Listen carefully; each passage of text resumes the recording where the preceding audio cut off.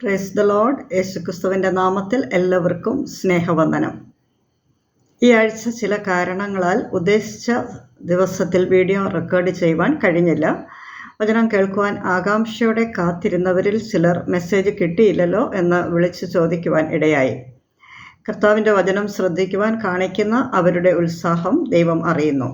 ദൈവം എല്ലാവരെയും അനുഗ്രഹിക്കട്ടെ. ഇന്നത്തെ ചിന്തയ്ക്കായി പൗലോസ് റോമർക്കെഴുതിയ ലേഖനം 8-ാം അധ്യായം 29-ാം വാക്യം വായിക്കുന്നു. റോമർ 8:29. അവൻ മുന്നറിഞ്ഞവരെ തൻ്റെ പുത്രൻ അനേകം സഹോദരന്മാരിൽ ആദ്യജാതൻ ആകേണ്ടതിന് അവൻ്റെ സ്വഭാവത്തോട് അനുരൂപരാകുവാൻ മുൻ നിയമിച്ചിരിക്കുന്നു. ഇംഗ്ലീഷ് വേർഷൻ കൂടെ വായിക്കാം. For God knew his people in advance, and he chose them to become like his son, so that his son would be the firstborn among many brothers and sisters. ക്രിസ്തു ദൈവത്തിൻ്റെ ആദിജാതൻ ആയിരിക്കുമ്പോൾ ക്രിസ്തുവിൽ കൂടെ ദൈവത്തോട് അടുക്കുന്ന ഓരോ ദൈവമക്കളും അവന് സഹോദരന്മാരും സഹോദരിമാരും ആയിത്തീരുന്നു. ക്രിസ്തുവിൻ്റെ സ്വഭാവത്തോട് നാം അനുരൂപരാകുവാൻ ദൈവം നമ്മെക്കുറിച്ച് ആഗ്രഹിക്കുന്നു. വീണ്ടും ജനനം പ്രാപിക്കുന്ന സമയത്ത് നാം ഒരു കൊച്ചു കുഞ്ഞിനെ പോലെ ആയിരിക്കും.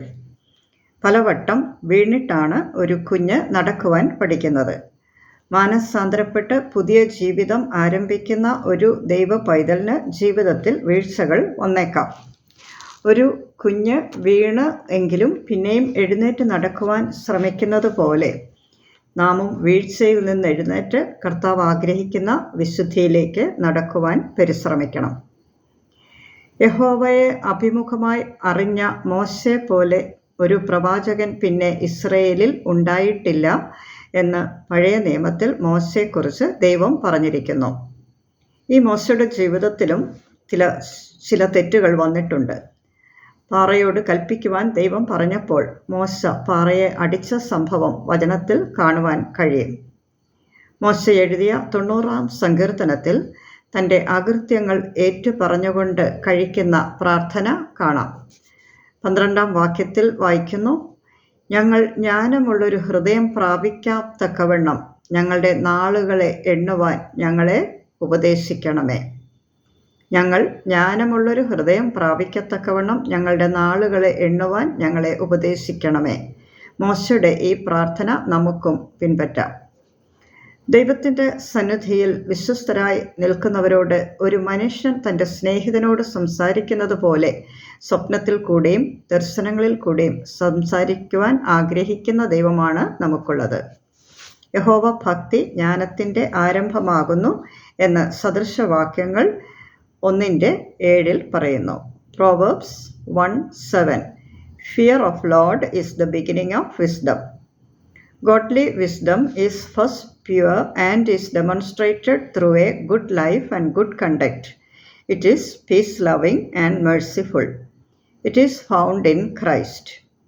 യേശുവോ ജ്ഞാനത്തിലും വളർച്ചയിലും ദൈവത്തിൻ്റെയും മനുഷ്യരുടെയും കൃപയിലും മുതിർന്നു വന്നു എന്ന് യേശുവിനെ കുറിച്ച് പറഞ്ഞിരിക്കുന്നു. സദൃശവാക്യങ്ങൾ 3:5 വായിക്കുന്നു. Proverbs 3:5. പൂർണ്ണ ഹൃദയത്തോടെ യഹോവയിൽ ആശ്രയിക്ക, സ്വന്തം വിവേകത്തിൽ ഊന്നരുത്. Do not lean on your own understanding, trust in the Lord with all your heart. സ്വന്തം വിവേകത്തിൽ ഊന്നാതെ ജ്ഞാനമുള്ള ഒരു ഹൃദയം പ്രാപിക്കുവാൻ മോശയുടെ പ്രാർത്ഥന നമുക്കും പ്രാർത്ഥിക്കാം. ദൈവിക ജ്ഞാനം പ്രാപിച്ച് ക്രിസ്തുവിൻ്റെ തലയോളം വളരുവാൻ എല്ലാ ദൈവമക്കളെക്കുറിച്ചും ദൈവം ആഗ്രഹിക്കുന്നു. The greatest wisdom, according to Bible, is to believe in Jesus Christ for salvation, which leads to eternal life. യേശുക്രിസ്തുവിൽ വിശ്വസിക്കുവാൻ ഭാഗ്യം ലഭിച്ചവർ ദൈവിക ജ്ഞാനം പ്രാപിച്ചവരാണ്. നിത്യത അവകാശമാക്കുവാൻ തിരഞ്ഞെടുക്കപ്പെട്ടവർ ക്രിസ്തുവിൻ്റെ ദിവ്യ സ്വഭാവമുള്ളവരായി ക്രിസ്തുവിൻ്റെ തലയോളം വളരുവാൻ ആഗ്രഹിക്കണം. അതിനായി സമർപ്പിക്കണം. കർത്താവിൽ കാണുന്ന ഒന്നാമത്തെ ക്വാളിറ്റി ആണ് സ്നേഹം. 1 യോഹന്നാൻ 4:7 വായിക്കുന്നു. 1 John 4:7. പ്രിയമുള്ളവരെ, നാം അന്യോന്യം സ്നേഹിക്കാം. സ്നേഹം ദൈവത്തിൽ നിന്ന് വരുന്നു. സ്നേഹിക്കുന്നവനെല്ലാം ദൈവത്തിൽ നിന്ന് ജനിച്ചിരിക്കുന്നു, ദൈവത്തെ അറിയുകയും ചെയ്യുന്നു. Jesus is the ultimate example of love as he died for us. സ്നേഹിതന്മാർക്കു വേണ്ടി ജീവനെ കൊടുക്കുന്നതിലും അധികമുള്ള സ്നേഹം ആർക്കും ഇല്ല. നമ്മുടെ പാപങ്ങൾക്ക് പ്രായശ്ചിത്തമാകുവാൻ കർത്താവ് കാൽവറിയിൽ യാഗമായി തീർന്നു. അങ്ങനെയാണ് നമ്മോടുള്ള സ്നേഹം പ്രകടമാക്കിയത്. രണ്ടാമത്തെ കർത്താവിൻ്റെ ദിവ്യ സ്വഭാവം അവൻ്റെ ക്ഷമിക്കുവാനുള്ള കൃപ ആയിരുന്നു. His forgiving nature. ക്രൂസിൽ തന്നെ ഉപദ്രവിച്ചവർക്ക് വേണ്ടി കർത്താവ് പ്രാർത്ഥിച്ചു, ഇവർ ചെയ്യുന്നത് എന്തെന്നറിയായാൽ ഇവരോട് ക്ഷമിക്കണമേ. നമ്മെ ഉപദ്രവിക്കുന്നവരോട് പ്രതികരിക്കുവാൻ പോകാതെ അവരോട് ക്ഷമിക്കുവാൻ കഴിയുന്നുവെങ്കിൽ ക്രിസ്തുവിൻ്റെ ദിവ്യ സ്വഭാവത്തോടെ കൂട്ടാളിയായി എന്ന് നമുക്ക് പറയുവാൻ കഴിയും. നിങ്ങളെ ഉപദ്രവിക്കുന്നവർക്ക് വേണ്ടി പ്രാർത്ഥിപ്പീൻ എന്ന് കർത്താവ് ശിഷ്യന്മാരെ പഠിപ്പിച്ചു. ഞാൻ നിങ്ങളോട് ക്ഷമിച്ചതുപോലെ നിങ്ങൾ അന്യോന്യം ക്ഷമിപ്പീൻ എന്ന് കർത്താവ് അവരെ ഉപദേശിച്ചു. സബദി മക്കളായ യാക്കോബും യോഹന്നാനും യേശുവിനോട് ഒരു കാര്യം അപേക്ഷിച്ചു. നിന്റെ മഹത്വത്തിൽ വരുമ്പോൾ ഞങ്ങളിൽ ഒരുത്തൻ നിന്റെ വലത്തും ഒരുത്തൻ ഇടത്തും ഇരിക്കുവാൻ വരം നൽകണം. യേശു ശിഷ്യന്മാരോട് എല്ലാവരോടുമായി പറഞ്ഞത്, നിങ്ങളിൽ മഹാനാകുവാൻ ഇച്ഛിക്കുന്നവൻ എല്ലാം നിങ്ങളുടെ ശുശ്രൂഷക്കാരൻ ആകണം. കർത്താവും ഗുരുവുമായ യേശു ശിഷ്യന്മാരുടെ കാൽ കഴുകി തൻ്റെ അരയിൽ ചുറ്റിയിരുന്ന തുണി കൊണ്ട് കാൽ തുവർത്തി കൊടുത്തുകൊണ്ട് അവർക്ക് മാതൃകയായി തീർന്നു. കർത്താവും ഗുരുവുമായ ഞാൻ നിങ്ങളുടെ കാൽ കഴുകിയെങ്കിൽ നിങ്ങളും അന്യോന്യം തമ്മിൽ കാൽ കഴുകേണ്ടതാകുന്നുവെന്ന് കർത്താവ് അവരെ പഠിപ്പിച്ചു. കർത്താവിൻ്റെ താഴ്മയും വിനയവും നാം ഇവിടെ ദർശിക്കുന്നു. കർത്താവിൻ്റെ മനസ്സലിവിനെക്കുറിച്ച് മത്തായിയുടെ സുവിശേഷം 9-ാം അധ്യായത്തിൽ കാണുന്നു. അവൻ പുരുഷാരത്തെ ഇടയനില്ലാത്ത ആടുകളെപ്പോലെ കുഴഞ്ഞവരും ചിന്നിയവരുമായി കണ്ടിട്ട് അവരെക്കുറിച്ച് മനസ്സലിഞ്ഞു. പട്ടണം തോറും ഗ്രാമം തോറും സഞ്ചരിച്ച് രാജ്യത്തിൻ്റെ സുവിശേഷം പ്രസംഗിക്കുകയും ദീനക്കാരെ സൗഖ്യമാക്കുകയും ചെയ്തു. ക്രിസ്തുവിൻ്റെ മനസ്സലിവ് നമുക്കുണ്ടെങ്കിൽ നശിച്ചു പോകുന്ന ആത്മാക്കളെക്കുറിച്ചുള്ള ഭാരം ഉണ്ടായിട്ട് സുവിശേഷം അറിയിക്കുവാൻ നാം ഉത്സാഹമുള്ളവരായിത്തീരും. Jesus is full of compassion towards us that he died for our sins. കർത്താവിന് നമ്മോടുള്ള അനുകമ്പയാണ് നാം ക്രൂസിൽ കണ്ടത്. കുഞ്ഞുങ്ങളെ എൻ്റെ അടുക്കൽ വരുവാൻ വിടുവിൻ, അവരെ തടുക്കരുതെന്ന് കർത്താവ് പറഞ്ഞത് കുഞ്ഞുങ്ങളോടുള്ള കമ്പാഷൻ വ്യക്തമാക്കുന്നതാണ്. സമാധാനമുണ്ടാക്കുന്നവർ ഭാഗ്യവാന്മാർ, അവർ ദൈവത്തിൻ്റെ പുത്രന്മാർ എന്ന് വിളിക്കപ്പെടും എന്ന് ഗിരിപ്രഭാഷണത്തിൽ കർത്താവ് പറഞ്ഞു. മത്തായിയുടെ സുവിശേഷം 7-ാം അധ്യായം 12-ാം വാക്യത്തിൽ കർത്താവ് പറഞ്ഞത് വായിക്കുന്നു. മനുഷ്യർ നിങ്ങൾക്ക് ചെയ്യണം എന്ന് ഇച്ഛിക്കുന്നതൊക്കെയും നിങ്ങൾ അവർക്ക് ചെയ്യുവിൻ. അന്യോന്യം ഗുണം ചെയ്യുന്നത് തമ്മിൽ സമാധാനം ഉണ്ടാക്കും. സമാധാനം ഉണ്ടാക്കുന്നവർ ഭാഗ്യവാന്മാർ, അവർ ദൈവത്തിൻ്റെ പുത്രന്മാർ എന്ന് വിളിക്കപ്പെടും. സെൽഫ് കൺട്രോൾ അല്ലെങ്കിൽ ഇന്ദ്രിയജയം ആത്മാവിൻ്റെ ഒരു ഫലമാണ്. നമ്മുടെ സ്വയത്തെ മരിപ്പിച്ചെങ്കിൽ മാത്രമേ ആത്മാവിൻ്റെ ഫലം പുറപ്പെടുകയുള്ളൂ, ആത്മസംയമനം പ്രാക്ടീസ് ചെയ്യുവാൻ കഴിയുകയുള്ളൂ. പരീക്ഷകൻ കർത്താവിനെ തെറ്റിക്കുവാൻ അടുത്തുകൂടിയപ്പോൾ ദൈവത്തിൻ്റെ വചനം പറഞ്ഞുകൊണ്ടാണ് കർത്താവ് സാത്താനെ ജയിച്ചത്. അതിനുശേഷം യേശു ആത്മാവിൻ്റെ ശക്തിയോടെ ഗലീലയ്ക്ക് മടങ്ങിപ്പോയി എന്നവിടെ വായിക്കുന്നു. ആത്മാവിൻ്റെ ശക്തിയാലാണ് പിശാചിനെ ജയിക്കുവാൻ കഴിഞ്ഞത്. യാക്കോബ് എഴുതിയ ലേഖനം 4-ാം അധ്യായം 7-ാം വാക്യത്തിൽ വായിക്കുന്നു, പിശാചിനോട് എതിർത്ത് നിൽപ്പീൻ, അവൻ നിങ്ങളെ വിട്ട് ഓടിപ്പോകും. ജെയിംസ് 4:7 ആണ് വായിച്ചത്. പിശാചിനോട് എതിർത്ത് നിൽപ്പീൻ, അവൻ നിങ്ങളെ വിട്ട് ഓടിപ്പോകും. പിശാചിനെ എതിർത്ത് നിൽപ്പാൻ കഴിയേണ്ടതിന് ആത്മാവിൻ്റെ ശക്തിയെ ചോദിക്കണം. ജഡസ്വഭാവങ്ങളെ മരിപ്പിച്ചുവെങ്കിലേ ആത്മാവിൻ്റെ ശക്തിയെ നമ്മിൽ പുതുക്കുവാൻ കഴിയുകയുള്ളൂ. പൗലോസ് സുവിശേഷ നിമിത്തം വളരെ കഷ്ടം അനുഭവിച്ചിട്ടുള്ള ആളാണ്. കൊരിന്ത്യർക്ക് എഴുതിയ 2-ാം ലേഖനം 14-ാം അധ്യായത്തിൽ പറയുന്നു, ഞങ്ങൾ സകലവിധത്തിലും കഷ്ടം സഹിക്കുന്നവർ എങ്കിലും ഇടുങ്ങിയിരിക്കുന്നില്ല, ബുദ്ധിമുട്ടുന്നവർ എങ്കിലും നിരാശപ്പെടുന്നില്ല, വീണ് കിടക്കുന്നവർ എങ്കിലും നശിച്ചു പോകുന്നില്ല. കർത്താവിനോടുകൂടി തൻ്റെ സ്വയത്തെ മരിക്കുവാൻ ഏൽപ്പിച്ചു കൊടുത്തതിനാൽ ആണ് പൗലോസിൻ്റെ ഹൃദയം കർത്താവിൻ്റെ ജീവനാൽ നിറഞ്ഞ് ആത്മശക്തിയോടെ കർത്താവിൻ്റെ സുവിശേഷം അറിയിക്കുവാനുള്ള കൃപ പൗലോസിന് ലഭിച്ചത്. പലവട്ടം പട്ടിണി, ഉപദ്രവം, ഉറക്കമിളപ്പ് ഒക്കെ താൻ സഹിച്ചിട്ടുണ്ട്.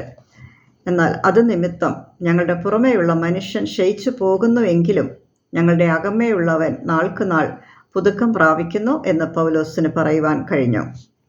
ഞൊടി നേരത്തേക്കുള്ള ഞങ്ങളുടെ ലഘുവായ കഷ്ടം അത്യന്തം അനവധിയായി തേജസ്സിൻ്റെ നിത്യഘനം ഞങ്ങൾക്ക് കിട്ടുവാൻ ഹേതുവാകുന്നു എന്ന് പൗലോസ് പറയുന്നു. സുവിശേഷം നിമിത്തം കഷ്ടം സഹിക്കേണ്ടി വന്നിട്ടും തേജസ് ലഭിക്കുമെന്ന പ്രതീക്ഷയാണ് സകലതും ചവറെന്നും എണ്ണുവാൻ പൗലോസിനെ ഇടയാക്കിയത്. എന്നെ അനുഗമിക്കുന്നവൻ ഇച്ഛിക്കുന്നുവെങ്കിൽ എൻ്റെ ക്രൂസ് എടുത്ത് എന്നെ അനുഗമിക്കപ്പെട്ടെ എന്ന് കർത്താവ് പറഞ്ഞു.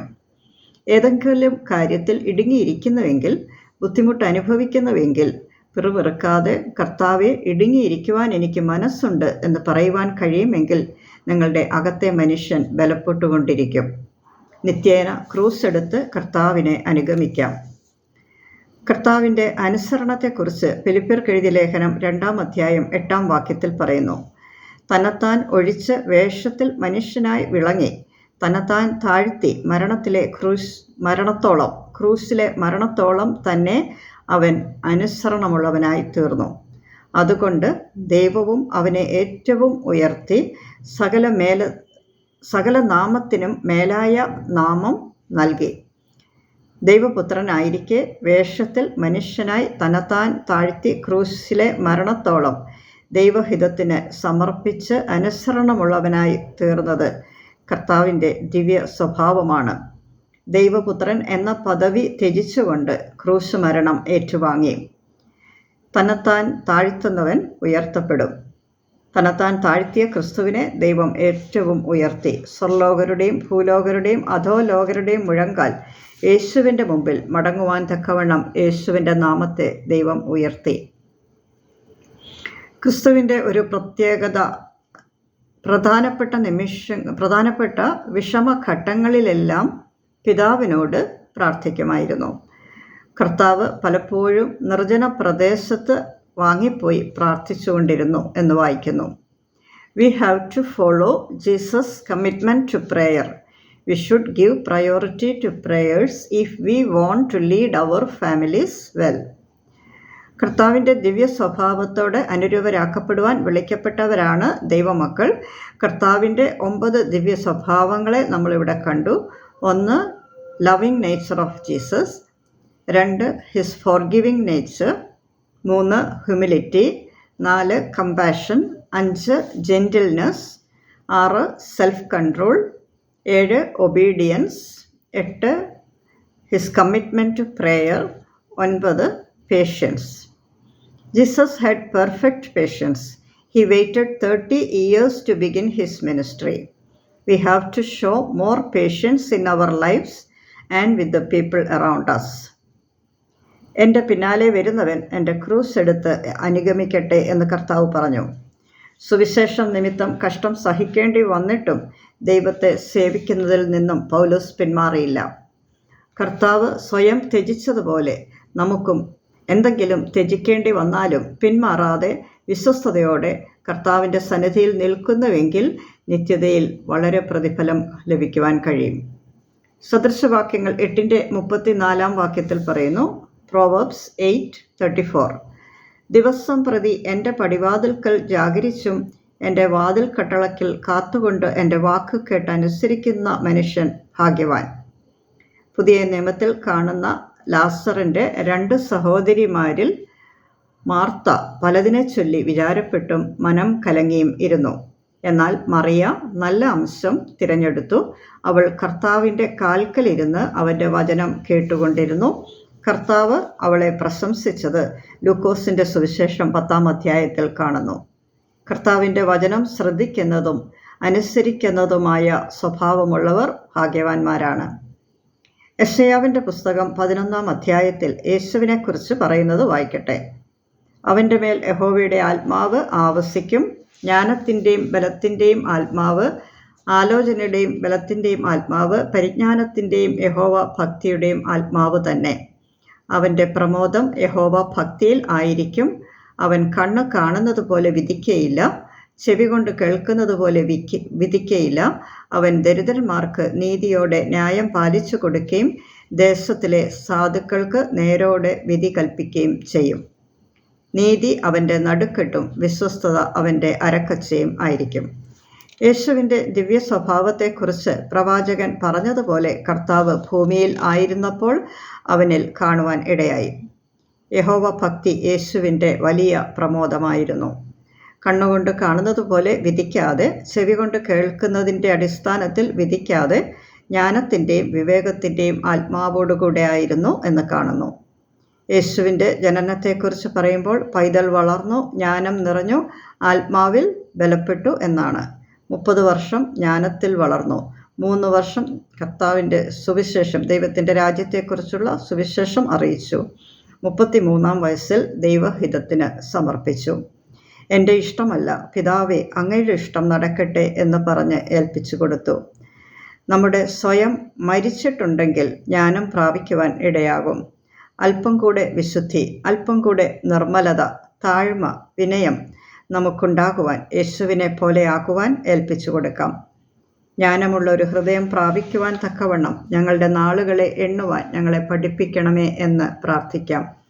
എല്ലാ ദിവസവും ദൈവിക ജ്ഞാനം പ്രാപിക്കുവാൻ, ക്രിസ്തുവിൻ്റെ സ്വഭാവത്തോടെ അനുരൂപരാകുവാൻ, ക്രിസ്തുവിൻ്റെ തലയോളം വളരുവാൻ ഏൽപ്പിച്ചു കൊടുക്കാം. അതിനായി പ്രാർത്ഥിക്കാം. ദൈവം എല്ലാവരെയും അനുഗ്രഹിക്കട്ടെ. ആമേൻ. God bless you.